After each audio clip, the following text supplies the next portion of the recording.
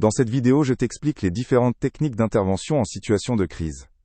Tu vas apprendre comment on peut aider les personnes en situation de crise, et quelles mesures sont importantes dans ce cadre. L'intervention en crise est une aide rapide, dont les personnes ont besoin dans des situations aiguës et difficiles. Elle vise à aider les personnes concernées à surmonter leur crise. Les interventions doivent réduire le stress et permettre une stabilisation durable. Elles peuvent se dérouler à la fois par un entretien personnel ou par d'autres formes d'aide professionnelle. Le principal objectif de l'intervention en crise est de stabiliser la personne concernée dans sa situation actuelle. Il s'agit de soulager la charge émotionnelle et de favoriser la capacité d'action de la personne.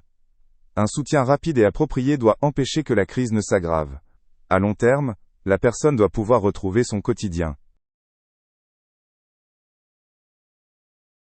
Un moyen fréquemment utilisé pour l'intervention en crise est l'entretien. Un interlocuteur aide alors la personne concernée à organiser ses pensées et ses sentiments. L'entretien sert à envisager la situation sous un autre angle. Souvent, cela permet de trouver les premières solutions qui allègent la pression.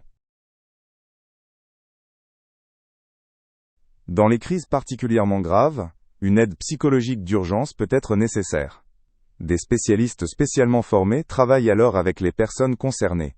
La psychologie d'urgence offre avant tout un soutien émotionnel et aide à traiter les symptômes aigus de la crise. Elle vise à rétablir rapidement l'équilibre psychique. Souvent, il est important pour les personnes en crise de recevoir du soutien de la part des amis et de la famille. Ces personnes peuvent offrir un solide réseau émotionnel et aider à traverser la crise. Ils apportent du réconfort et une aide pratique. Il est essentiel qu'ils soient capables d'être empathiques et patients avec la personne concernée. Des professionnels tels que psychologues ou thérapeutes offrent une autre forme importante d'intervention en crise. Ils aident à reconnaître les causes profondes de la crise et à trouver des solutions durables. Par des entretiens réguliers, les personnes concernées peuvent apprendre à mieux gérer leurs défis. Des méthodes issues de la psychothérapie sont utilisées à cette fin. Les techniques de relaxation, comme les exercices de respiration ou la méditation, sont souvent très utiles pour soulager les symptômes aigus d'une crise.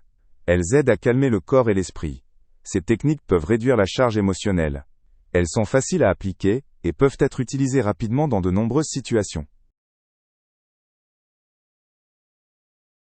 L'intervention en crise peut aussi être nécessaire dans les écoles, par exemple après un événement traumatique. Il est important que les enseignants et les psychologues scolaires répondent aux besoins des élèves. Par des entretiens et un soutien ciblé, la transition vers la vie quotidienne peut être facilitée. Une intervention en crise scolaire doit être organisée rapidement et de manière professionnelle.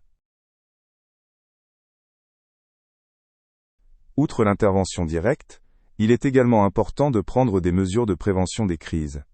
Cela signifie que des programmes variés et des possibilités de soutien doivent permettre d'éviter les crises dès le départ. Les mesures préventives peuvent aider à réduire le risque de crise. Elles favorisent le bien-être et la santé psychique des personnes concernées.